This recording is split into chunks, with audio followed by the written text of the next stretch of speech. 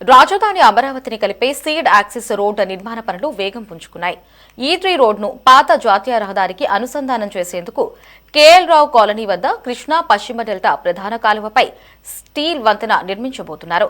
Steel bridge నిర్మాణ పనులను NCC సంస్థ 70 కోట్ల రూపాయలతో ప్రారంభించింది. 110 మీటర్ల పొడవున 2 లైన్లుగా డెల్టా కాలువపై నిర్మించే స్టీల్ వంతెన ప్రకాశం బ్యారేజీ నుంచి ఉండవల్లి సెంటర్కు వెళ్లే మార్గంలో కేఎల్ రావు కాలనీ వద్ద రోడ్డుకు అనుసంధానం చేస్తారు. రాజధాని అమరావతికి వెళ్లే వాహనాలు కృష్ణా కరకట్ట మీద కాకుండా నేరుగా స్టీల్ వంతెన మీదుగా సీడ్ యాక్సెస్ రోడ్డు నుంచి వెళ్లిపోయే విధంగా వంతెన నిర్మాణం ప్రారంభించారు. ఇందుకు గాను పీడబ్ల్యూడీ వర్క్షాప్ వద్ద వంతెనకు సంబంధించి పిల్లర్ నిర్మాణ పనులు చేపట్టారు. దీని పనులు 3 నెలల్లో పూర్తి చేయనున్నారు. ఇక స్టీల్ బ్రిడ్జ్ నిర్మాణ పనులు ఏ విధంగా జరుగుతున్నాయో మా ప్రతినిధి గాలి బంధిస్తారు. అమరావతి రాచమార్గమైన సీడ్ యాక్సిస్ రోడ్లో కీలక నిర్మాణానికి రాష్ట్ర ప్రభుత్వం శ్రీకారం చుట్టింది. అదే స్టీల్ బ్రిడ్జ్ నిర్మాణం. ప్రస్తుతం అదే ప్రదేశంలో ఉన్నాను. అక్కడ నిర్మాణ పనులు ఎలా జరుగుతున్నాయి, ప్రస్తుతం నిర్మాణానికి సంబంధించి ఎలాంటి చర్యలు తీసుకుంటున్నారని కూడా మీకు చూపించే ప్రయత్నం చేస్తాను. ప్రస్తుతం నేను అదే ప్రదేశంలో ఉన్నాను. ప్రధానంగా ఉండవల్లి దగ్గర ఉన్న కేఎల్ రావు కాలనీ ఏదైతే ఉందో ఆ ప్రదేశంలోనే ఇందుకు సంబంధించిన స్టీల్ బ్రిడ్జ్ నిర్మాణం జరగబోతుంది. మొత్తం 110 మీటర్ల పొడుగుతోని ఇందుకు సంబంధించిన స్టీల్ బ్రిడ్జ్ ని నిర్మించబోతున్నారు. ఇందుకు సంబంధించి ఇప్పటికే ఎన్సీసీ సంస్థకు రాష్ట్ర ప్రభుత్వం బాధ్యతలు అప్పచెప్పడం జరిగింది. రాబోయే 2-3 నెలల్లో కూడా దీన్ని పూర్తి చేసేది కూడా టార్గెట్ పెట్టింది. మొత్తం 70 కోట్లతో వీటిని నిర్మిస్తూ ఉన్నారు. ప్రస్తుతం స్టీల్ బ్రిడ్జ్ కి సంబంధించి చూసినట్టయితే ప్రధానంగా ఏదైతే ఉందో కృష్ణా డెల్టాకు సంబంధించిన పశ్చిమ కాలువ ఏదైతే ఉందో దాని పైనే ఇందుకు సంబంధించిన స్టీల్ బ్రిడ్జ్ నిర్మాణం చేపట్టబోతున్నారు. దీని ద్వారా నేరుగా ఈ స్టీల్ బ్రిడ్జ్ ద్వారా సీడ్ యాక్సిస్ రోడ్ లోని అమరావతికి వెళ్లిపోవచ్చు. దానికి సులువుగా చేసేందుకే రాష్ట్ర ప్రభుత్వం ఈ నిర్ణయం తీసుకోవడం జరిగింది. ఏదైతే ఉందో దూరంగా మీకు చూపించే ప్రయత్నం చేస్తున్న ఉండవల్లి దగ్గర ఉన్న కేఎల్ రావు కాలనీ మొన్నటి వరకు అక్కడ భారీ ఎత్తున గృహాలు ఉన్నాయి. దాంతో పాటు నివాసానికి సంబంధించిన ఇల్లు కూడా చాలా వరకు ఉన్నాయి.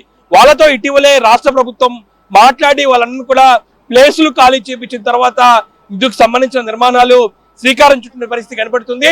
నేరుగా ప్రకాశం బ్యారేజ్ నుంచి ఏదైతే మనకు కనబడుతున్న అటువైపు ఏదైతుందో కృష్ణా డెల్టా పశ్చిమ కాలువ వైపు ఏదైతుందో ఉండవల్లి కేఎల్ రావు కాలనీ నుంచి నేరుగా స్టీల్ బ్రిడ్జ్ మేరుగా ఈ ప్రాంతానికి రాబోయే అవకాశాలు కనబడుతున్నాయి. మొత్తం ఏదైతే ఉందో స్టీల్ బ్రిడ్జ్ కి సంబంధించి లెఫ్ట్ రైట్ 2 గ్యారేజ్లు ఏర్పాటు చేస్తారు. ఒక్కో గ్యారేజ్ వెడల్పు 9 మీటర్లు ఉంటుంది. దానికి సంబంధించిన పైలింగ్ వర్క్స్ చాలా స్పీడ్ గా కొనసాగుతున్నాయి. మొత్తం ఈ బ్రిడ్జ్ కోసం 4 వైపులా 4 ప్రదేశాల్లోని పిల్లర్లు ఏర్పాటు చేస్తున్నారు.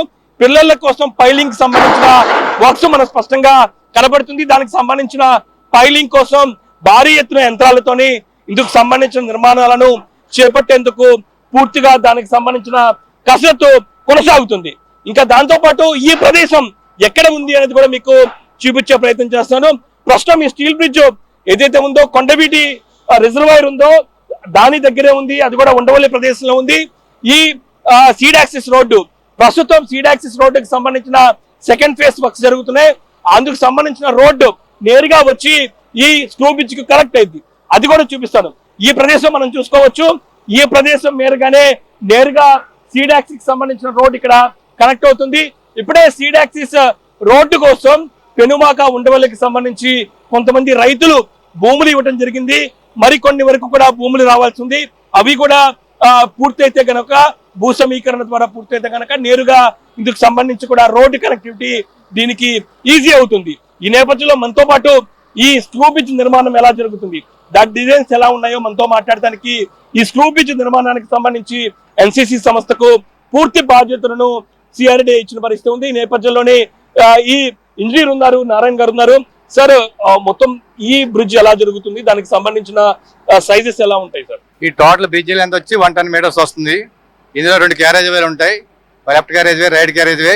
క్యారేజ్ విత్ 8 మీటర్స్ ఉంటుంది. టోటల్ గా ఇందులో 3 స్పాన్లు వస్తాయి. ఒకటి ఇందులో మీకు 4 పిల్లర్లు వస్తాయి.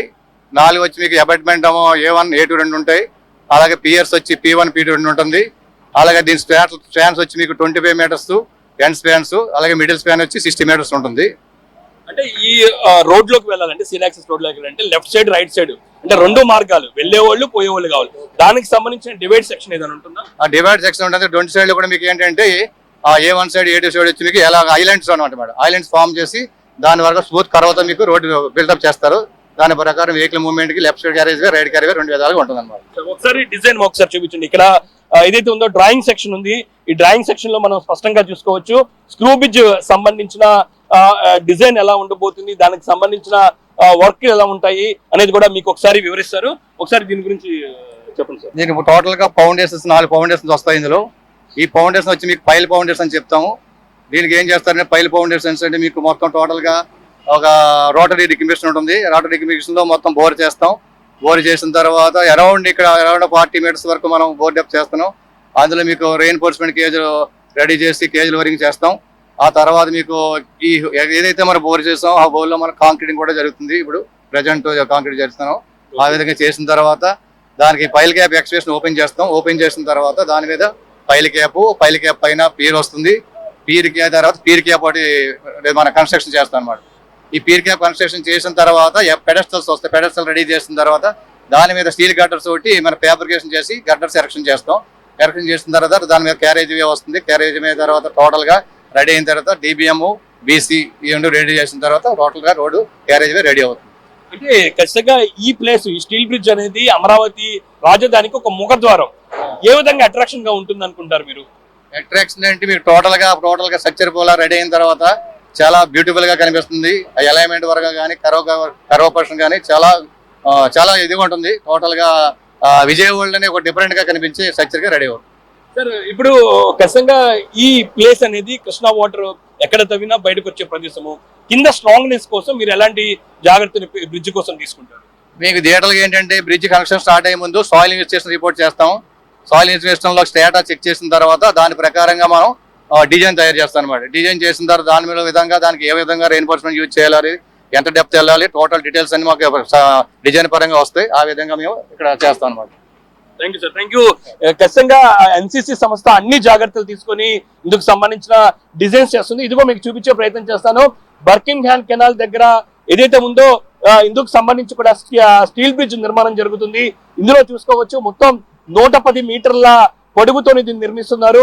ఏదైతే ఉందో 2 సైట్స్ ఉంటాయి. దీనికి సంబంధించి 2 సెక్షన్స్ బార్కర్లు కూడా ఏర్పాటు చేస్తున్నారు.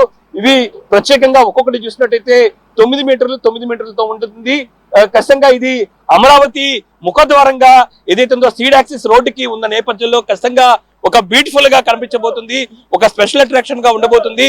అందుకోసం పనులు చాలా స్పీడ్ గా జరుగుతున్నాయి. మరోపక్క ఇప్పటికే మంత్రి నారాయణ ఈ ప్రదేశంలోని పూర్తిగా పరిశీలించారు. ఇటు ప్రభుత్వం CRDA ADC నుంచి మాత్రం నిర్మాణ సంస్థలకు రాబోయే 2 నెలల్లో ఖచ్చితంగా పూర్తి చేయాలనే టార్గెట్ ఉంది. ఫిబ్రవరి ఎండింగ్ కి పూర్తి చేయాలని కూడా టార్గెట్ ఇచ్చిన నేపథ్యంలో దానికి అనుగుణంగానే ప్రస్తుతం చాలా స్పీడ్ గా వర్క్స్ జరుగుతున్నవి. దానికి సంబంధించిన పిల్లర్ వర్క్స్ జరుగుతున్న నేపథ్యంలోని మరోపక్క ఇదే ప్రదేశంలోని ఖచ్చితంగా ఇంత భారీ మొత్తంలోని స్క్రూ బ్రిడ్జ్ ఏదైతే ఉందో స్టీల్ బ్రిడ్జ్ నిర్మిస్తున్న నేపథ్యంలో ఖచ్చితంగా దానికి ఉపయోగించే మెటీరియల్ కూడా చాలా స్ట్రాంగ్ గా ఉంటుంది. ఇందుకోసం స్టీల్ కి సంబంధించిన గేజెస్ కూడా ఇక్కడ రెడీ చేస్తారు.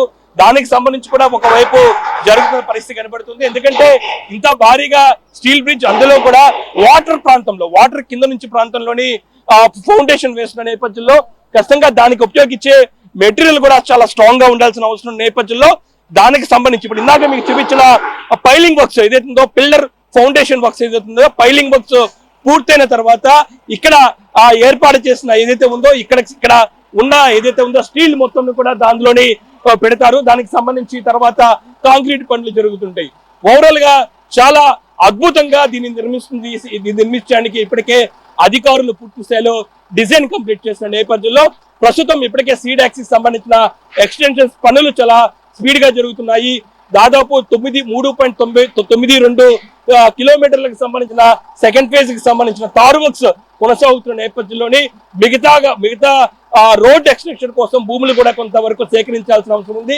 ఆ ప్రక్రియ కూడా త్వరలోనే ముగిసిన తర్వాత వెంటనే ఈ స్టీల్ బ్రిడ్జ్ సంబంధించిన నిర్మాణం పూర్తి చేసుకున్న వెంటనే వాటిని నేరుగా సీడ్ యాక్సిస్ రోడ్డుకి కనెక్ట్ చేస్తారు. నేరుగా అమరావతి ఏదైతే ఉందో అమరావతికి వెళ్లేందుకు విజయవాడ నుంచి దాంతో పాటు మంగళగిరి నుంచి వచ్చే వాళ్ళు ప్రతి ఒక్కరూ ఏదైనా కరకట్ట వైపు వెళ్లకుండా నేరుగా ఈ స్టీల్ బ్రిడ్జ్ ద్వారా అమరావతి సీడ్ యాక్సిస్ ద్వారా వెళ్లే అవకాశం ఉన్న పరిస్థితి కనబడుతుంది.